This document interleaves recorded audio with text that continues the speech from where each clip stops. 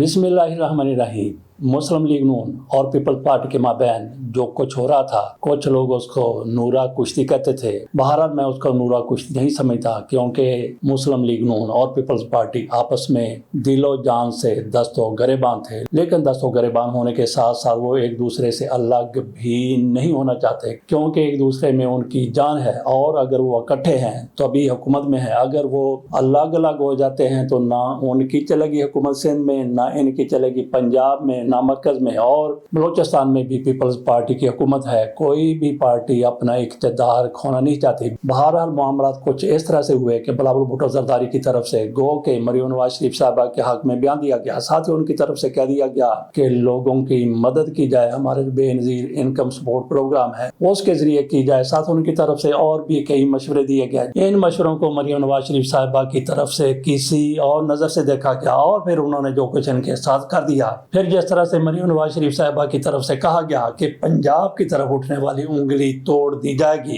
پھر جواب در جواب کا سلسلہ شروع ہو گیا، اور صورتحال اس حد تک پہنچ گئی کہ اب یہ باتیں ہو رہی ہیں کہ عدم اعتماد کی تحریک لائی جائے، لیکن یہ پیپلز پارٹی والے قطعاً بات نہیں کر رہے، بلکہ یہ تحریک انصاف والے کہہ رہے ہیں کہ اگر آپ کو اتنا زیادہ مسئلہ ہے تو پھر آئیں تحریک عدم اعتماد لے کے آئیں، ہم تمہارے ساتھ کھڑے ہوں گے۔ اگر تحریک عدم اعتماد آتی ہے تو بھی مسلم لیگ نون کی حکومت کا سر دست کچھ بھی بگڑتا ہوا نظر نہیں آ رہا۔ ہماری بات کہیں سے کہیں نکلتی جا رہی ہے۔ بات ہم کر رہے تھے کہ مسلم لیگ نون اور پیپلز پارٹی کی جو کشتی ہو رہی تھی، کچھ لوگ اسے نورا کشتی کہتے ہیں، بہرحال یہ دل و جان سے ایک دوسرے کے خلاف کشتی کر رہے تھے۔ اب یہ موقع آ گیا ہے کہ ان کو ریڈ کارڈ دکھا دیا جائے گا، ریڈ کارڈ دونوں کو دکھایا جائے گا، اور ریڈ کارڈ کس صورت میں ہوگا؟ یہ ہوگا عمران خان کی صورت میں۔ عمران خان کی تصویر ان کو دکھائی جائے گی کہ یہ دیکھو، اگر تم لڑتے رہے، لڑتے لڑتے ہو گئی گم، دونوں کی چونچ دونوں کی دم، تو یہ عمران خان کا کارڈ ان کو دکھایا جائے گا، ان کی تصویر دکھائی جائے گی کہ اگر تم لڑتے رہے تم گھر جاؤ گے، اور پھر عمران خان آ جائے گا۔ عمران خان آیا تو پھر تمہارا کیا بنے گا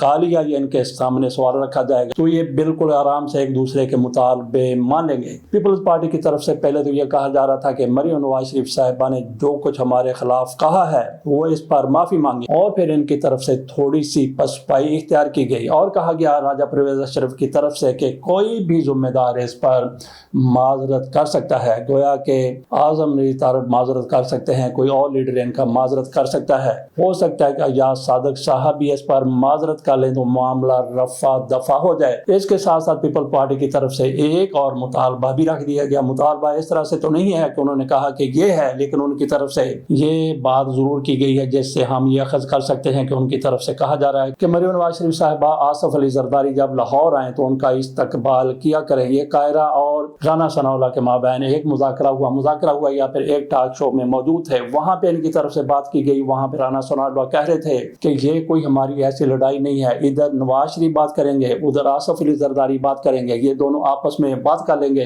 یا پھر زرداری اور شہباز شریف کی بات ہو جائے گی اور سارا معاملہ حل ہو جائے گا۔ دونوں کے مابین صرف ایک رابطے کی ضرورت ہے، یہ مسئلہ حل ہو جائے گا۔ اس موقع پر قاہرہ کی طرف سے باقی بھی کئی باتیں کی گئی، بڑا زور لگا کے وہ بول رہے تھے، جبکہ رانا ثناءاللہ بڑے دھیمے انداز میں بات کر رہے تھے۔ دھیمی آواز تو خیر ان کی بھی نہیں تھی، لیکن ان کے مقابلے میں وہ دھیمے بول رہے تھے۔ اس موقع پر قاہرہ کی طرف سے کہا گیا کہ دیکھیں کہ آصف علی زرداری کا استقبال کرنے کے لیے مریم نواز شریف صاحبہ کبھی ایئرپورٹ پر نہیں گئی، تو کیا یہ مطالبے کی صورت میں رکھیں گے کہ مریم نواز شریف صاحبہ ایک تو آصف علی زرداری کا استقبال کیا کریں، اور اس سے پہلے جو کچھ ان کی طرف سے کہا گیا اس پر معافی مانگے۔ ناظرین، آپ کو یہ بھی پتا ہے کہ وہ بول جو دوڑ رہا ہوتا ہے اس کو ایک رومال، ریڈ رومال اس کو دکھایا جاتا ہے، وہ پھر کس طرح سے چڑھائی کرتا ہے، کس طرح سے لوگوں کو آگے لگا لیتا ہے۔ اسی طرح سے مسلم لیگ نون اور پیپلز پارٹی کو کسی نے بیک وقت وہ رومال دکھا دیا اور ایک دوسرے پر یہ جھپٹ پڑے، تو اب ان کو ریڈ کارڈ دکھایا جا رہا ہے، وہ بھی ریڈ رومال ہے، اور یہ ریڈ کارڈ وہ ہے عمران خان کی صورت میں، عمران خان کی تصویر دکھائی جائے گی۔ اگلی خبر کی طرف چلتے ہیں، جو ہماری پہلی ویسے تو خبر ہونی چاہیے تھی، لیکن لیکن دوسرے نمبر پر وہ خبر آ گئی، وہ یہ ہے کہ عدلیہ کا ناچ آج پوری دنیا دیکھے گی، ہمارے عدالتی نظام کا ناچ رقص آج پوری دنیا کس طرح سے دیکھے گی۔ کل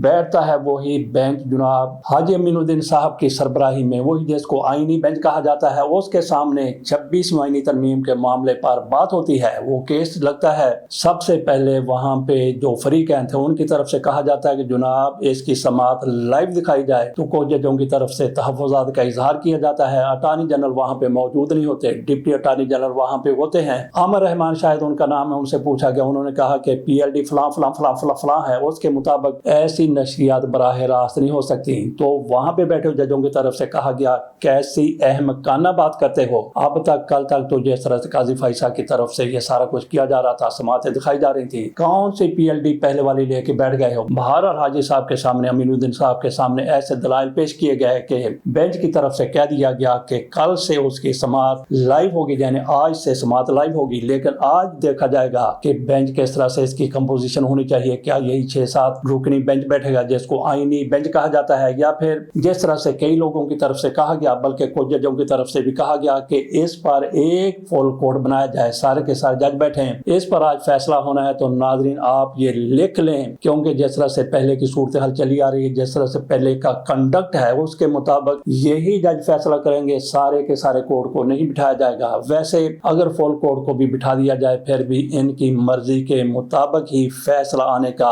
امکان ہے، کیونکہ یہاں پہ ہر کوئی کمپرومائز ہوا بیٹھا ہے، جج جو بھی کہیں ان کے بارے میں آپ کا جو بھی کانسیپٹ ہے، لیکن سارے کے سارے جج صاحبان سپریم کورٹ کے ہوں، ہائی کورٹس کے ہوں، سارے کے سارے کہیں نہ کہیں کمپرومائز ہوئے ہیں، کہیں نہ کہیں وہ سمجھوتا کیے بیٹھے ہیں۔ مولانا فضل الرحمان کی طرف سے کہا گیا، اس کے ساتھ ہی ملتی جلتی بات ہے، انہوں نے کہا کہ تحریک انصاف کے بانی کو، عمران خان کو، کیا پارٹی کے اندر کوئی ایسے لیڈر نہیں ملے، ایسے لوگ نہیں ملے، ان کو اپنی پارٹی کے لوگوں پر اعتبار نہیں ہے کہ اپوزیشن لیڈر قومی اسمبلی میں وہاں پہ بنا دیا گیا ہے محمود اچکزئی کو اور علامہ ناصر عباس کو بنا دیا گیا ہے سینٹ میں، تو کیا تحریک انصاف کا اپنے لوگوں پر، عمران خان کا اپنے لوگوں پر اعتبار نہیں ہے؟ تو مولانا فضل الرحمان صاحب کے سامنے بھی یہی بات رکھنی ہے، بلکہ جنید اکبر کی طرف سے کہا گیا کہ ہمارے بہت سے لوگ کمپرومائز ہیں، اور یہ کہنے والے بھی یقین کریں کہ تحریک انصاف کا کوئی ایک بھی لیڈر عمران خان اور ان کی بہنوں کے علاوہ، بلکہ بہنوں پر بھی علی امین گناپور کی طرف سے الزام لگا دیا گیا کہ یہ ملٹری انٹیلیجنس کے لیے کام کرتی ہیں اور انہی کے کہنے پر ان کو ریلیف ملتا ہے، یہ علی امین گناپور کی طرف سے علیمہ خانم پر کہہ دیا گیا۔ تو علی امین گناپور سمیت سارے کے سارے لیڈر، کوئی ایک بھی لیڈر عمران خان اور ان کی بہنوں کے علاوہ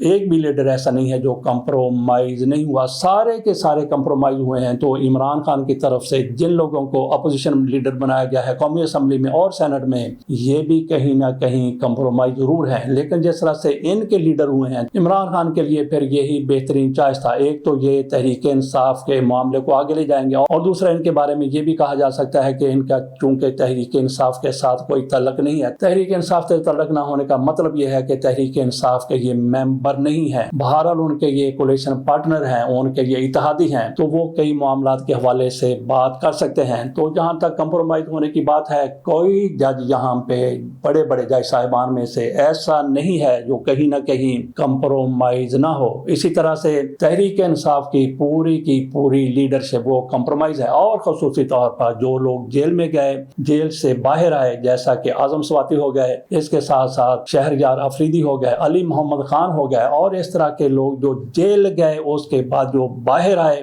وہ سارے کے سارے 100%، اور جو جیل نہیں گئے ان میں سے بہت سے 90% یا 95% کمپرومائز ہو چکے ہیں۔ تو عمران خان کے لیے بہتر یہی تھا کہ ان لوگوں کو انہوں نے اپوزیشن لیڈر کے لیے نامزد کر دیا، اور وہ اپوزیشن لیڈر بن چکے ہیں۔ چلتے ہیں اگلی خبر کی طرف۔ ڈراموں میں ایک کردار ہوا کرتا تھا ڈاکٹر ٹنکنا، تو ڈاکٹر ٹنکنے کا کیا کام تھا؟ تو وہ کوئی 2 نمبر 3 نمبر 4 نمبر یا اس طرح کا، بلکہ وہ ڈاکٹر تھا نہیں، ان کی شکل و صورت کو دیکھ کے، ان کی حرکات کو دیکھ کے ان کو ڈاکٹر کہہ دیا جاتا تھا۔ جیسے کچھ علاقوں میں کسی کو ڈاکٹر کہہ دیا، کسی کو پروفیسر کہہ دیا، صرف اس کا مذاق اڑانے کے لیے، لیکن یہاں پہ مذاق والی بات بات نہیں ہے. ملائیشین یونیورسٹی کی طرف سے ہمارے وزیر اعظم جناب شہباز شریف کو اعزازی ڈگری دی گئی ہے PhD کی, اور اخبارات نے اس پر خبریں لگا دی کہ شہباز شریف صاحب ڈاکٹر بن گئے. تو ڈاکٹر کیسے بن گئے؟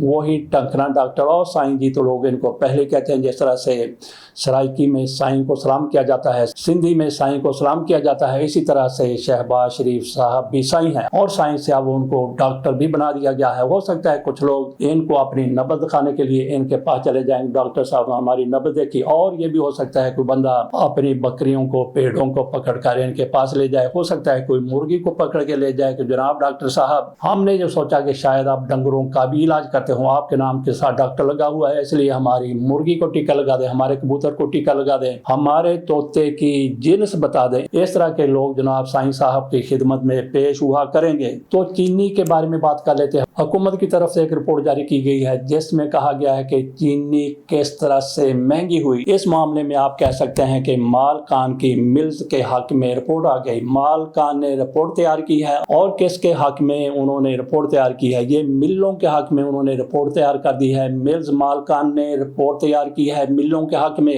اور کہا گیا ہے کہ امپورٹ یا ایکسپورٹ سے کوئی تعلق نہیں ہے. چینی ایکسپورٹ کی گئی, اس کی وجہ سے چینی مہنگی نہیں ہوئی بلکہ گنے کی پیداوار کم ہوئی تھی. اس وجہ سے پاکستان میں چینی مہنگی ہوئی ہے. یہ حکومت کی طرف سے رپورٹ پیش کی گئی ہے. تو اس پر آپ کیا کہہ سکتے ہیں؟ جو بھی کہنا ہے آپ کہہ سکتے ہیں. چلتے ہیں عمران خان کی طرف. ان کے بارے میں یہ خبریں اڑائی جا رہی ہیں کہ عمران خان کی طرف سے کہا گیا, جب وہاں پہ جیل میں عدالت لگی تو عمران خان کا میسج آ گیا. وہاں پہ آ کے عملے کی طرف سے بتایا گیا, جیل کے عملے نے بتایا, جب جج صاحب بیٹھے کرسی پر بیٹھے, انہوں نے کہا کہ ملزم کہاں ہے؟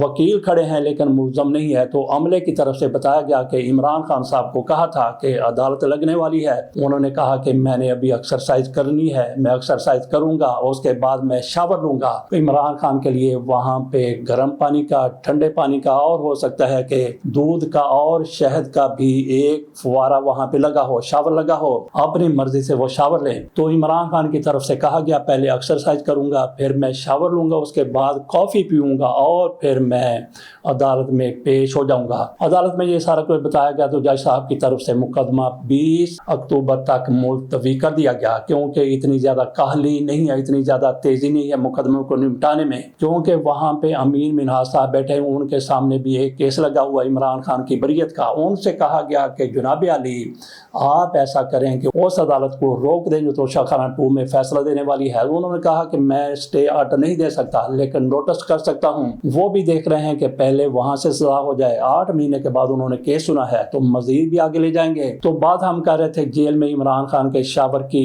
کیسی اہم کانہ یہ خبر اڑائی گئی ہے. عمران خان وہاں پہ آزاد نہیں ہے. عمران خان ایک قیدی ہیں, اور وہ اپنی مرضی سے تو اوپر اپنے کمبل بھی نہیں لے سکتے. ان کے سیل میں کبھی پنکھا چلتا ہے کبھی نہیں چلتا, ان کے سیل میں پانی آتا ہے کبھی نہیں آتا. وہ بھی ان کی مرضی ہے کہ پانی چھوڑے نہ چھوڑیں, ان کو پنکھا چلنے والا دیں یا پھر ہاتھ سے جھلنے والا دے دیں. عمران خان کی مرضی کے مطابق وہاں پہ کچھ بھی نہیں ہوتا. لیکن باہر آ کے بتایا جاتا ہے کہ عمران خان کے پاس اتنے زیادہ ایکسرسائز کے ٹول پڑے ہوئے ہیں, اور عمران خان کے پاس طرح طرح کے کھانے آتے ہیں, جیسے مرغی فلاں فلاں فلاں, سارا کچھ کہا جاتا ہے.